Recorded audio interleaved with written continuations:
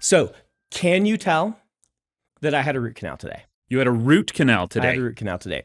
Is my face like... Like I see no stroke-like symptoms. No You're not stroke-like drooling. symptoms. There's no Okay. like half of your face numb or distended or anything. No, I Okay. could not tell. Congratulations. I will stealth it then. The numbness is still there. It hasn't worn off, so it's possible in the middle of this episode I'll be on the floor rolling in pain. I look forward to it. We should talk about the dentist Get sometime. to see like live self-medication. Yes. Oh, I self-medicate when I need it with video games, so that would be non-conducive to the podcast happening. No, that wouldn't work. So what are we going to talk about today, Dan? Well, I did steal some food out of your fridge upstairs, so that's our food heist for the day. Great. But that's it. That's all I got. Someone made a smart comment on one of our previous episodes where they said Dan should come with a made-up food heist and a real food heist and see if Brandon can tell which is which. Yeah. Someone sent that to me special through a Discord. You know what we could do is we could ask fans to send a fake food heist to you, and you could then use theirs and see if they can trick me.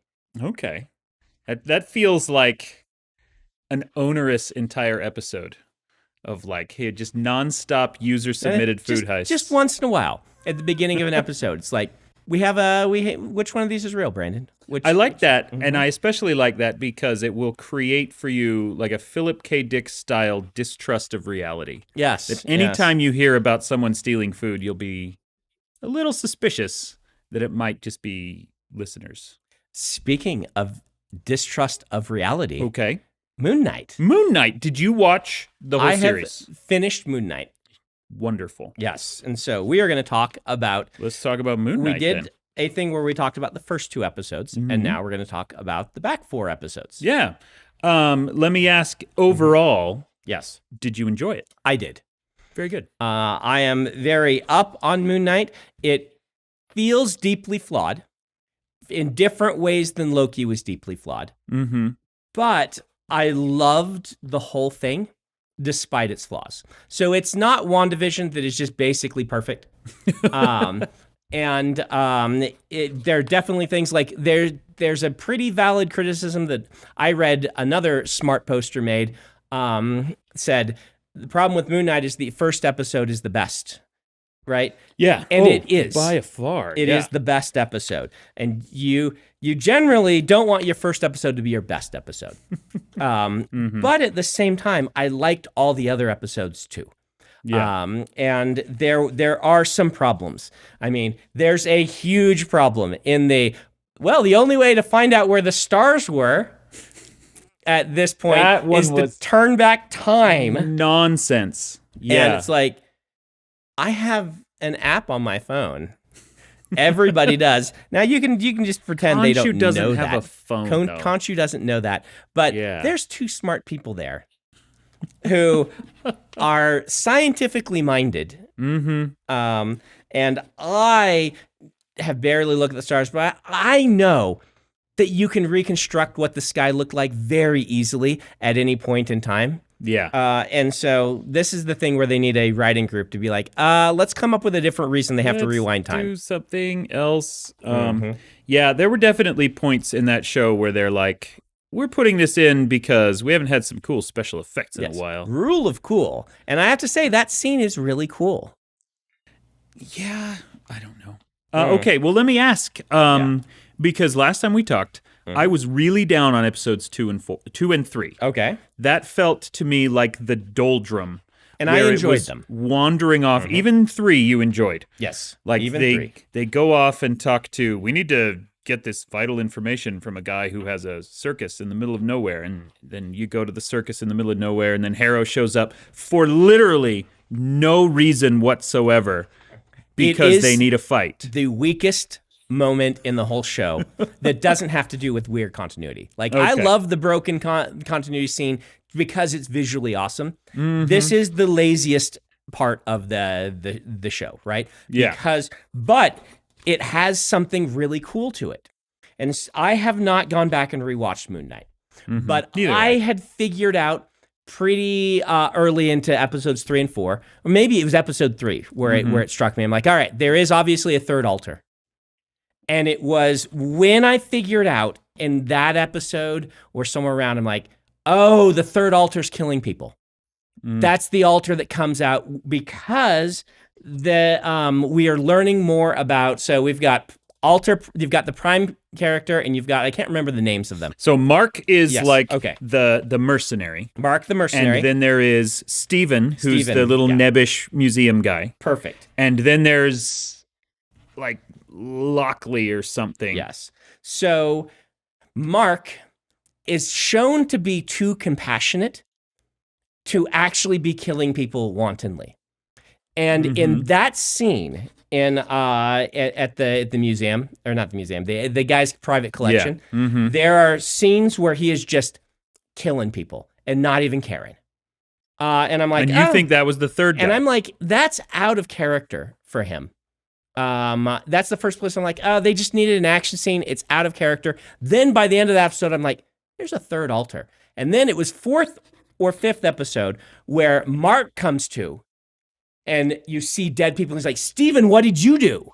And then you're like, oh, okay. That's exactly what they're doing. There's a third altar. That's the one where they like hit you over the head with it if you hadn't been picking up on the clues. It's, I think 5 is where you see the sarcophagus so in the 4 hall. is where they first must show you that. And so that worked so well that and maybe I'm wrong, I fully believe I could go back to the first episodes, and anytime someone is getting killed, that it's altar number 3. You think? Yeah, or maybe not every time. I think maybe there are times that Mark is forced into it, but his whole character arc is, I don't want to murder people anymore. That's not who I am.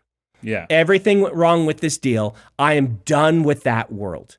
And so his character arc is, I thought it was going to be, I keep getting pulled back into it, but it's not. I think it is, I refuse to do these things. And so we need altar number 3 to be doing them.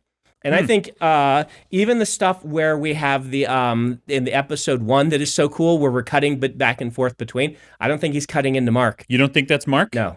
I think it might still be Mark. I think Mark is making an appearance here and there, but I think anytime he comes to and someone's dead or something super dangerous has happened, that's altar number 3. Well, so then what does Mark do? Mark so the 2 altars exist to protect Mark. Yes. That's what happens if they're actually doing a pretty decent job with this. So the altars exist to protect Mark. So Lockley, if that's his name, I don't remember. I can't remember. It's a very British name, and they had him dressed as a British taxi driver because that's what he was in the comics. Yes. But then Oscar Isaac made him like Latino, which was funny. Steven exists to preserve a fond outlook of the family. Yes. And Lockley exists to take the punishment so that Steven doesn't have to know about it. That's why the altars exist. Okay. Right? So we see the creation of Lockley off screen as it fades away from Steven. We think it's the creation of Steven, but it's actually the creation of both of them. One to take the pain and one to exist without the pain. That's their purpose. And so Lockley exists in part to do the things that Mark doesn't want to do or have to suffer. And if they're being, this is all armchair. You'll have to go to people with actual DID to get. But it's my understanding, if they're doing it like semi-accurately, then Lockley has to be doing these things that Mark doesn't want to do. Now, the danger is evil altar. Yeah. Having written about people with dissociative identity disorder, one of the things that my beta readers with DID begged me for is stay away from the evil altar trope. Because it is one of these harmful things that makes people think that people with dissociative identity disorder have an evil spirit inside of them that is going to go kill people. Yeah. Right? Yeah. And that's the dangerous place to be that we were worried about. But if Lockley exists to do the things Mark knows he needs to do, but can't bear the emotional scars for, that's a different thing. That's a different thing than evil guy. Than evil guy inside. Basically pragmatist guy. Yeah. And by the way, I know we are saying the third altar's name wrong. Yes. And so, dear listener, we should. Adam's apologize. Not here to look it up for us. We're just going to keep calling him Lockley. It's something with an L. Maybe Lachlan. I don't even remember. Anyway, when we talked about this last time, I really had to dance around this because we talked a lot about the nature of altars and how are they using them. And when we get into episode 5. Episode 1 was the first. Episode 5 was episode 1 was the best. I agree with you. Episode 5 was the most interesting for me. It was. Even though I think it fell down in a lot of cases. Because that's when they really show the origin of the altars. That Mark is the real one, and these are not just... They're all real, crazy. But they're all, Mark is the original person. You are correct. And the other ones are not just like... wild random things. They're not evil spirits possessing him. They're literally created in order to protect him emotionally and mentally, which is very accurate to my understanding of DID. I really loved the way they pulled that out to say, yeah, Stephen, you are real and you are a vital part of me, and thank you for basically preserving my innocence for so long. Which was great. That episode had that brilliant moment that I referenced earlier, where when we got done with it, it's the dangerous thing you do by leaving things to audience supposition, right? It wasn't my wife, but someone we were talking to after we watched that one. It might have been at writing group. Is like, but they contradicted themselves. How can Stephen be the one that loves his mom if he was created to take the punishment? How can he know that? Well, the answer is if you watch that scene, they cut away from Stephen and something is happening. And then you cut outside and the punishment is happening. And you see the creation of altar number 3 at the same time. And that scene is what I love. Yeah. Like, I love the show don't tell and the let you have to connect the dots and put it together. I really like when a show or a book trusts the audience, knowing that some of them are going to get it wrong, because you aren't being so explicit with it, and that might be my favorite moment in the show. I probably for me as well. I really loved that whole sequence. I'm surprised that someone interpreted that as Stephen taking the punishment, because I saw it as nope. We have walled off this portion of my brain. So it is not even aware the punishment is taking place. And that's who Stephen is. So when they go into the brain in episode 5, the brain version of the hospital, and you don't know what's going on, this is the most interesting episode. Does it come together? Well, I don't know. I think that it is effective. I think that it works. And it works because of Oscar Isaac. When Mark and Stephen are on screen together, you can always tell which one is which. Yeah, you watch it and you think they're being played by 2 different actors. I mean, the really famous reaction shot where they see the big hippo god and they're both screaming. They're screaming in completely different ways. Their body language is different. Their face is different. It's wonderful. It's a thing I've rarely seen. Usually when you use the same actor to play twins, I'm talking about Parent Trap, that one that did that, and even the Harry Potter movies. It's you see a clone and replace. It's the same person there twice. Wait, which twins in the Harry Potter movies? Oh no, not the Weasley twins. The Weasley twins are actual twins. Where have I seen it? Yeah, they're actual twins. But yeah, I know what you're talking about. Anything with clones. Orphan Black did a very good job. Did they? And Moon Knight did a very good job. But yes, the parts that worked about that episode 5 were, wow, look at these cool ideas. Look at all these amazing things you've presented. And Oscar Isaac just hitting it out of the park. Right. Whereas, and I hesitate to say this because this was such a lauded and beloved run of the comics, is when they went into the brain mental hospital. But narratively, like in terms of the plot and in terms of answering solid questions, I'm not sure. that it ever did really come together. I'm not sure it did either. Yeah. The reason for this being, now I like it. And that was episode 4. Is it episode 4? Okay. It's episode 4. We were wrong. Okay. Yeah. So we back up an episode on some of the things. Or maybe there were 7 episodes. No, I don't know, because there's the final episode. Yeah. And then there's the one prior to that, which is the one where Steven dies and they're like on the boat, and that's after they meet Taweri, the hippo god. You're right. And then the one prior to that is the one that's all in the mental hospital because they meet the hippo at the end of it. Yes. And so there might be an extra god in the middle. Episode 4 is all in the hospital. Episode 5 is with the hippo god. 2 ends with the fight in London, and 3 has the big, like, pointless fight in the desert. And then I know there was a very Indiana Jonesy episode where they're like going through, the ancient temple kind of thing. So I think maybe there were 7 episodes.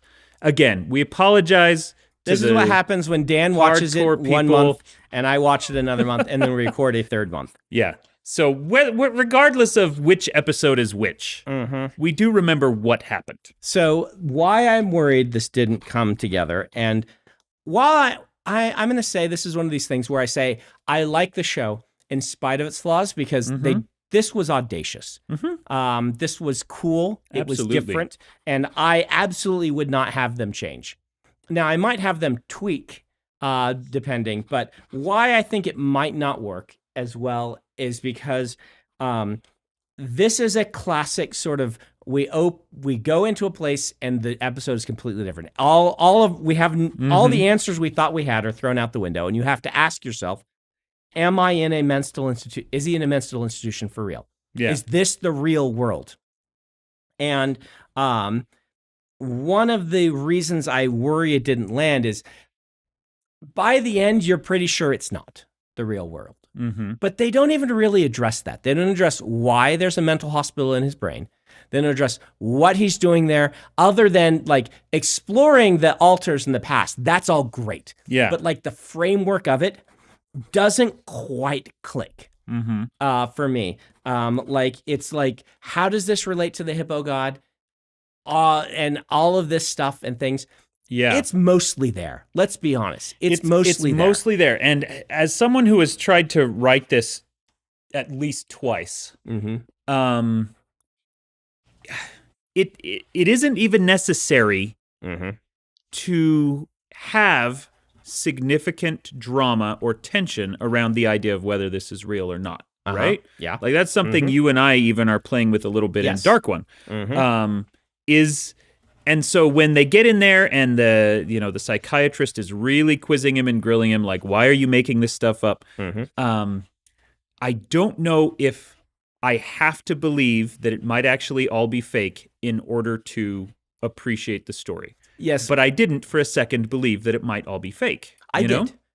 And I liked that. Okay. I did. There's a part of me like, wow, the most audacious thing you could possibly do with this show would be for it to end with him spend 3 episodes of action adventure and 3 episodes of in a hospital getting over his issues and being learning to cope. Yeah. And if they had gone that direction, this would have been my favorite Marvel show ever. Yes, it would have been. Everyone would have hated it, except for us. Everyone would have hated it except for me. And what they were actually doing, and what seemed very obvious to me from the very beginning of that episode was this is the metaphor we have wrapped around his life flashing before his eyes. Yep. He died, and now he's not quite dead, because his brain is just thinking to himself, and he'll eventually come back to life. Yes, agreed. I just, we're quibbling over something we both like, and I'm quibbling a little bit more. I just am like, why did his brain create this guy who interrogates him and things like that? Because he's never not believed that he's dealing with, right, that something is wrong. He's like, what is the point? Why is his brain doing it this way? I can totally understand we're in an institution, we've locked off pieces of ourselves, and I need to unlock them and accept Steven and the things that Steven has forgotten. Mark needs to let him know. Totally get all of that. Why does he have to sit in the chair in front of the psychiatrist who doesn't believe him about this stuff? And that, I can actually kind of explain that to myself, which is he isn't sure, Steven at least is not sure that he believes this. So that at least there's obviously a part of Mark, therefore, that is doubting himself. And so when it comes time for introspection, I can see how that introspection would take the form of, is this really real?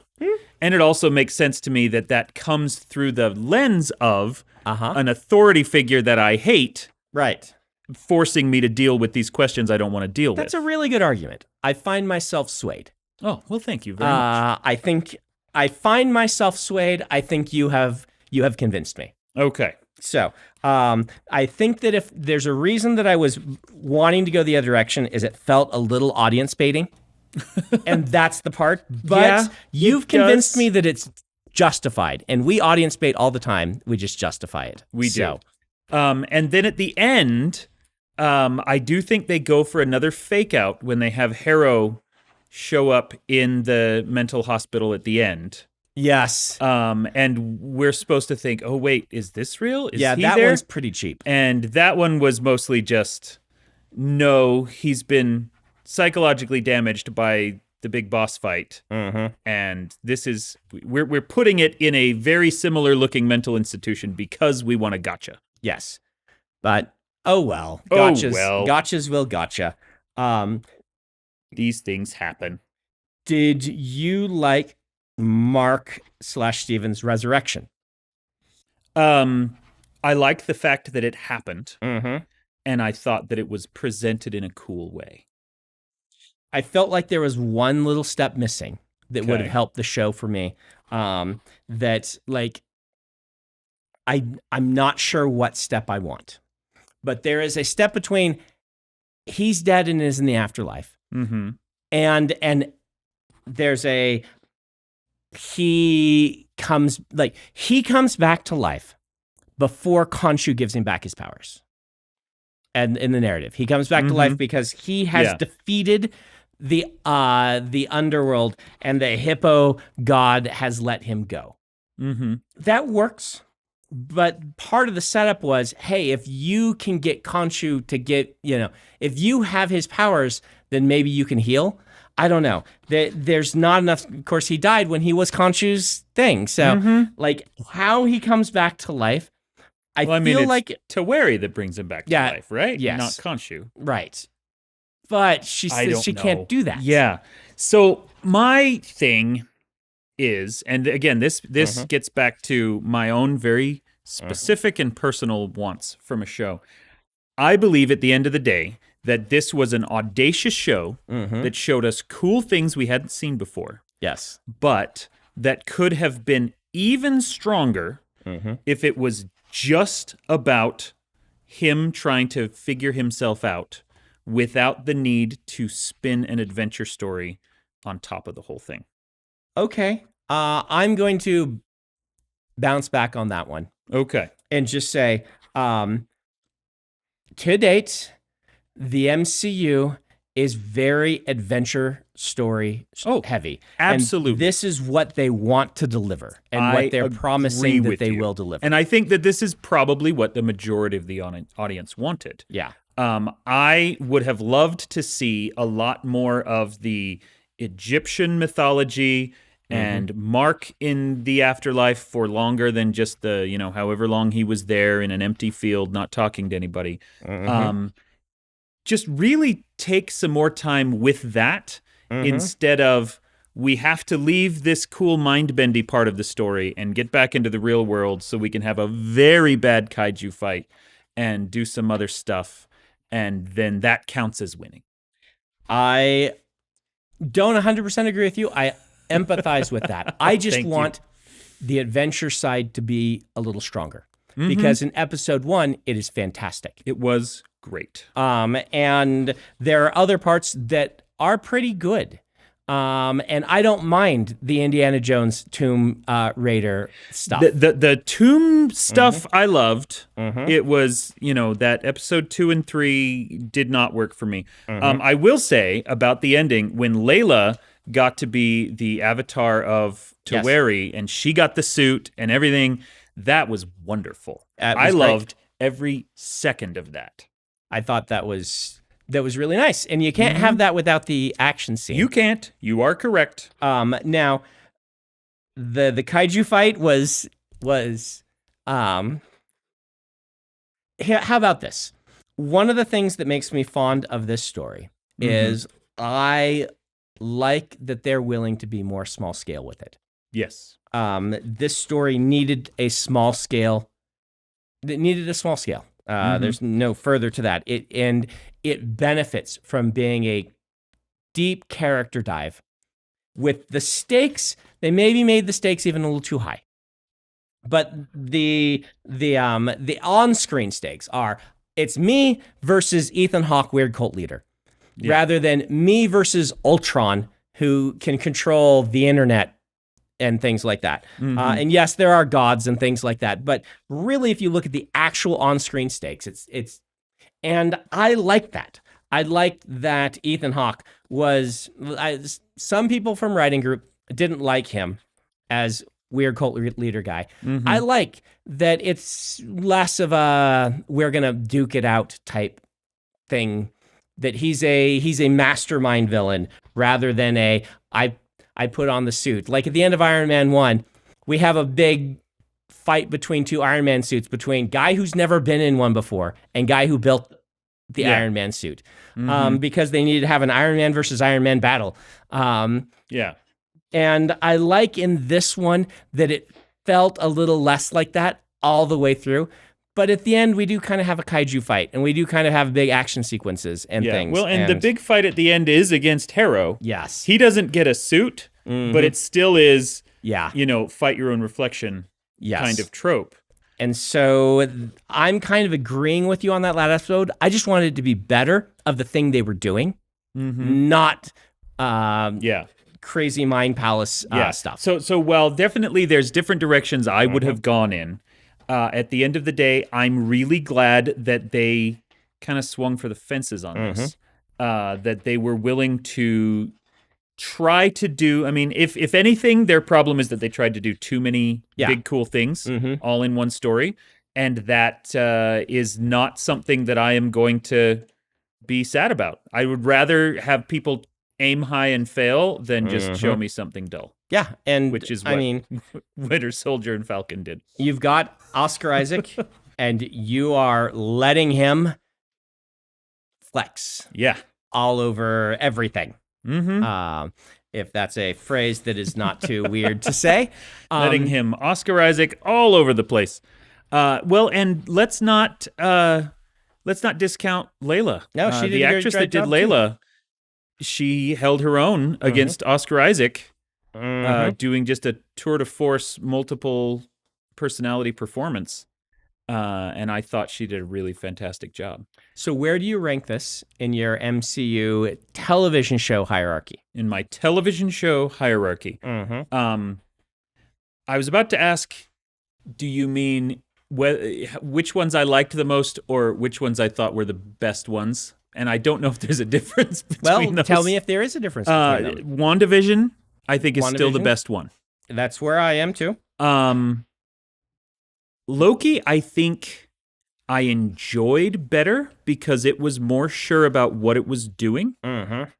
Though Moon Knight, I'm more happy to see Moon Knight exist because it was new and cool. But those three are the top by far. That's where I would agree. That's where I would place them. I'm only a couple episodes into Ms. Marvel. I mean, at this time of recording, I don't think they've even aired all the episodes of Ms. Marvel. I'm way behind.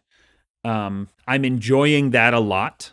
I don't know where that's going to end up in the scale. What I'll say about Ms. Marvel so far is that all of the teenager dealing with family and school stuff is a million times more interesting than all the Green Lantern superhero stuff. Okay. And so every time she puts on the suit and starts doing superhero stuff, I'm like, oh, okay. Right. Let's get back to I have not seen it yet. Story. Instead of watching that, we watched Lost City. Oh.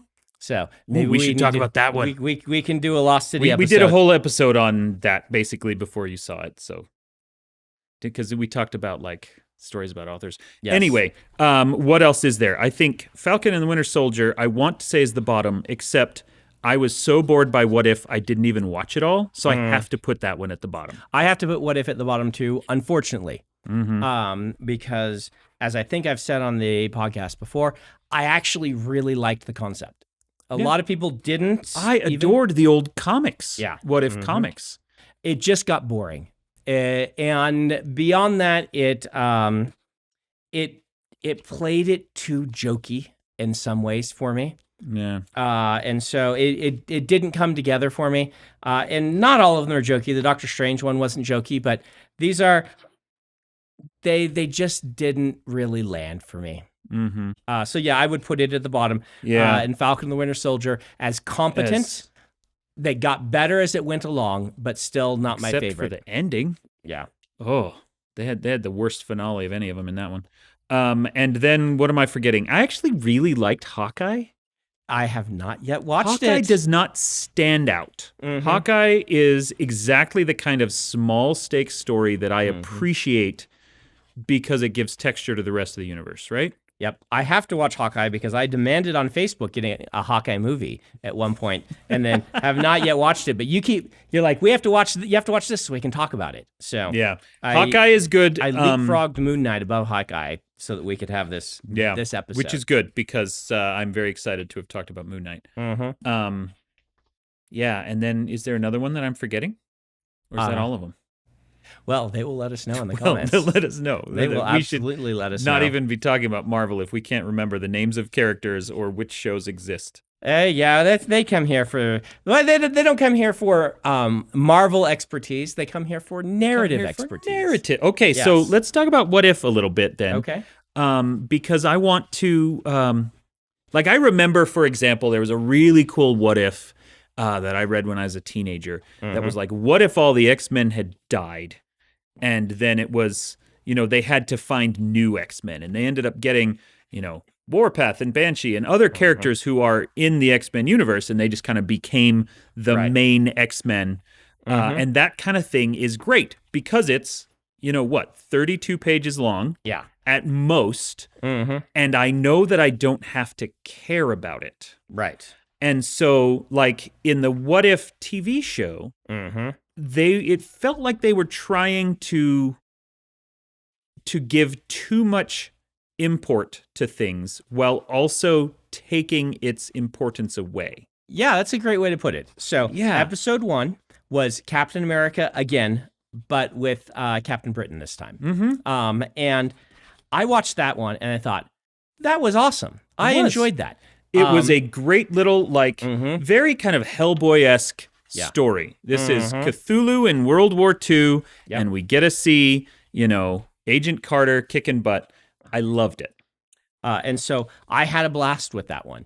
And afterward, I'm like, wow, this is kind of cool. Because they can rely on our knowledge of the movies, they can legitimately condense an entire film to only the scenes that are remarkably different and tell us the same movie again. But afterward, sitting, and I still enjoyed episode 1 a lot. I'm like, did I need the same movie again? Right? Like, my memory of episode 1 is just basically, it was Captain America again. Slightly different. So that's interesting because I don't think of it as a retread of the same movie because they had some different stuff and they had the Cthulhu stuff. Yeah. And so for me, it was much more of a kind of World War II Achtung Cthulhu kind of thing. It felt very, very different to me. But then episode 2 is the T'Challa becomes Star-Lord, right? Yeah. And episode 2 I laughed at a ton.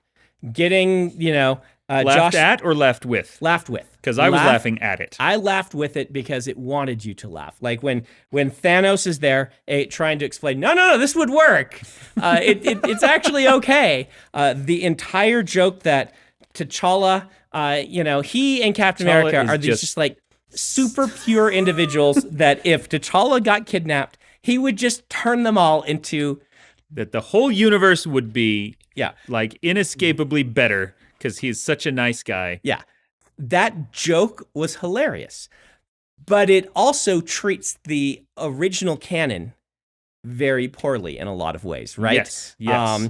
It makes fun of its own thing. It's Deadpool-esque. You can never see a superhero landing and think they're cool anymore because Deadpool made fun of them. Yeah. Right? And so in the same way, you watch this and you're like, man, it is hard now to take T'Challa's goodness serious because in this show, it's a joke. Instead of being like in the actual Black Panther movie, T'Challa has a deep flaw. His deep flaw is his we are not worried about the rest of the world. We're only going to protect us.